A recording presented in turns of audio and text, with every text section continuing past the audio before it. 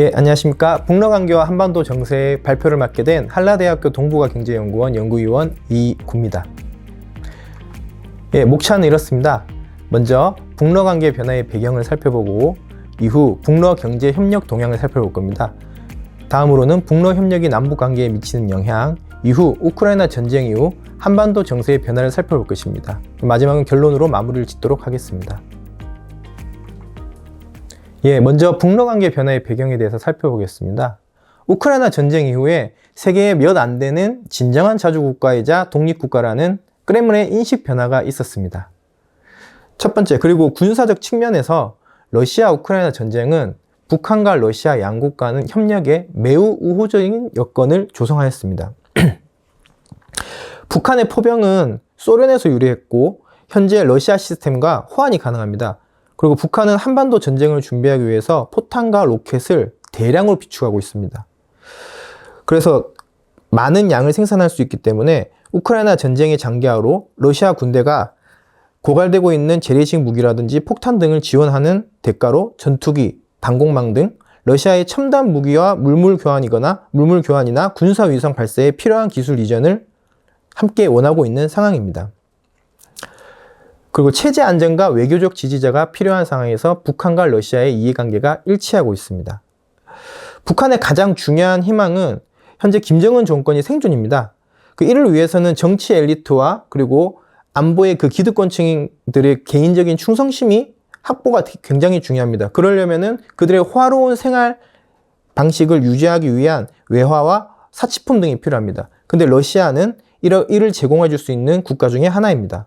또한 북한은 지리적, 정치적, 경제적 고립, 또 잘못된 농업 및 경제정책으로 인해 주민들에게 필요한 생필품을 제대로 공급하지 못하고 있습니다. 따라서 북한은 자신의 비참한 상황을 개선하기 위해서 러시아로부터 식량, 농업 원조, 에너지 및 산업 원조가 절실한 실정입니다. 북한과 러시아는 중국과의 관계에서도 어느 정도 공통된 목적이 있습니다. 북한은 현재 최대의 원조 공여국인 중국에 대한 경제적 의존도를 줄일 방법을 모색하고 있습니다. 북한의 어떤 체제 생존에 있어서 중국의 존재는 절대적으로 중요하지만 북한 입장에서도 지나친 중국 의존은 부담스러울 수도 있습니다. 실제로 2022년 북한의 대외 교역액을 살펴보면 전체 15억 9천만 달러 가운데 96.7%에 해당하는 15억 3,249만 달러가 중국과의 무역에서 발생하였습니다. 이러한 북한의 중국 의존도가 높은 이유는 무엇보다 북한의 주요 교통 물류 인프라가 중국으로 연결되어 있기 때문입니다. 하지만 북한이 러시아의 어떤 협력을 강하게 된다면은 이러한 원조 부분의 원조를 다양할 수 뿐더러 중국과의 관계에서 더 많은 것을 얻어낼 수 있는 지렛대로도 활용할 수 있습니다. 그러니까 북한에게 러시아는 중국의 압도적인 영향력에 대한 필수적인 균형치 역할을 할 수가 있습니다. 중국은 여전히 북한의 주요 동맹국이자 경제적인 생명줄이지만 북한은 중국에 대한 과도한 의존을 피하기 위해서 국제 파트너십을 다각화하려고 있습니다. 러시아의 경제적, 외교적 지원은 북한이 중국 및 다른 국제 행위자들과의 거래에서 추가적인 영향력을 행사할 수 있게 도와주고 있습니다. 실제로 북한은 1960년대 중소 분쟁 시기에도 등거리 외교를 추진하면서 자국의 이익을 극대화한 경험이 있습니다. 그래서 전문가들은 당분간 북한이 이렇게 중러 사이에서 어떻게든 최대한 이익을 취하려 할 가능성이 크다고 보고 있습니다. 러시아 입장에서도 중국에 대한 의존도를 낮추기 위한 대안으로는 북한의 효용성이 많이 증가하게 됐습니다. 러시아는 중국에 대한 의존도가 커진 것을 일정 정도 견제할 필요가 있습니다. 러시아 지도부 입장에서도 중국과의 관계가 우크라이나 전쟁으로 인해서 역사상 최고의 수준의 어떤 밀접함을 가지고 있는 현 상황을 불가피하게 받아들이고 있지만 실제로 러시아와 중국 사이의 역사적인 긴장 관계와 그다음에 긴 국경선으로 해서 중국을 완전히 신뢰하지도 않습니다. 이러한 부분에서 북한과 러시아는 중국과의 관계에서도 어느 정도 공통된 목적을 가지고 있습니다. 예, 그리고 또한 경제적인 측면에서도 북한과 러시아는 이해관계가 상당 부분 일치하고 있습니다. 북한은 정권을 유지하기 위한 외화벌이 원천 중에서 하나로 노동자들을 해외로 파견하고 있습니다. 반면에 러시아는 전쟁에 따른 인력 손실, 또 군복무를 회피하기 위한 국외 이탈 등으로 현재 노동력이 많이 부족한 상황입니다.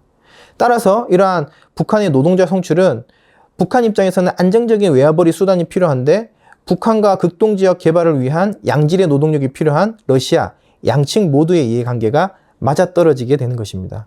이러한 전략적 필요성을 인해서 북한과 러시아는 어떤 경제나 파트너십을 되살리려고 함께 노력을 하고 있습니다.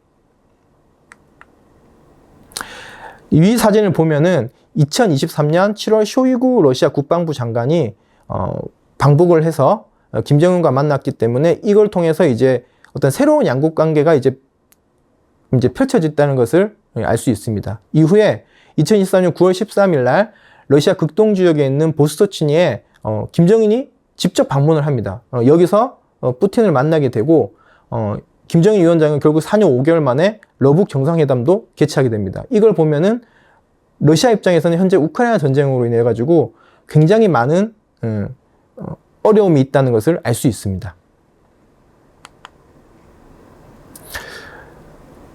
방금 보여드렸던 사진처럼 북러 정상회담으로 표상되는 어떤 북러 관계의 변화는 크게 다음에 4가지로 정리할 수 있습니다. 첫 번째, 러시아의 어떤 다급한 우크라이나의 어떤 전장 상황이 방금 보여드렸던 북한과의 정상회담을 추진하게 된 주요 배경이 될 수 있고요. 그리고 두 번째로 외교적 고립에 처한 러시아가 우크라이나 전쟁과 관련한 모든 사안에 대해 지지를 표명해온 북한만이라도 최우방으로 확보해야 될 필요가 있었던 겁니다. 그리고 세 번째, 러시아는 대북 군사기술 이전을 포함한 군사협력 강화 가능성 시사를 통해서 우크라이나를 지원하는 미국을 압박을 하고 그리고 지원 가능성이 되도록 있는 우리 한국에 대해서 경고의 메시지를 보내고 있습니다. 마지막 4번째로는 러시아의 대북관계 강화는 러시아가 한미일 안보협력 강화를 구체화한 캠프 데이비드 합의를 미국 주도의 동방 나토 구축으로 인식함에 따라서 여기에 대한 대응 차원으로서 이러한 북러 정상회담이 만들어졌다고 볼 수 있습니다.